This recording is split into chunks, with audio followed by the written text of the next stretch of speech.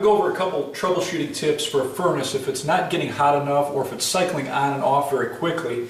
And here we have a carrier furnace, and I'll just show you in this style. The way to get inside is just unscrew this bolt on the very top, and it's going to allow us to open up the furnace.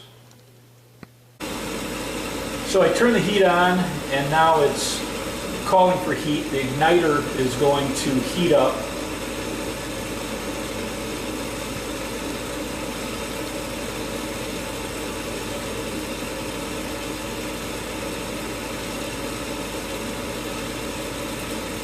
And you can see the igniter on the left heating up.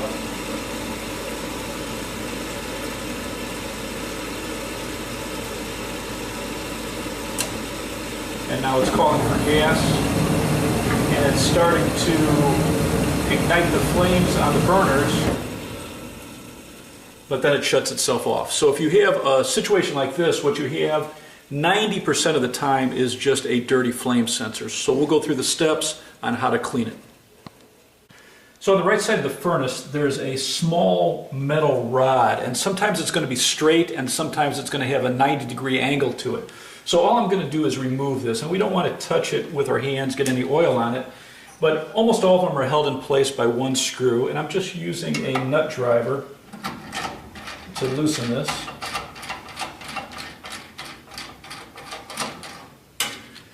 And now I'm just going to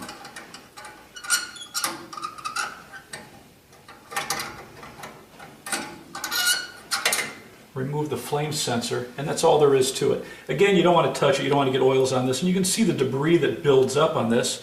And all you need to do is just take something that's just slightly abrasive, and in this case I'm just going to use a new $5 bill, and I'm going to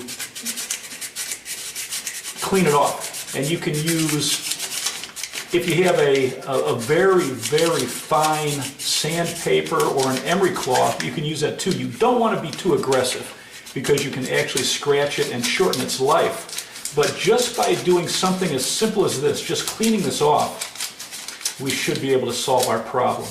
And if you do this once every year or once every couple years, you'll add years of life to the flame sensor. So now we're just going to feed it back into the bracket that holds it, and we want to make sure the angle is the same. We need that to be setting into the flame of that burner, and usually the bracket holds it in one position, but just make note of the position before you remove it so that you can make sure you put it back in the same location. So now we'll turn up the heat and see if that solved our problem. Steps. So we turn the heat back up, and we'll see if the flames stay on now.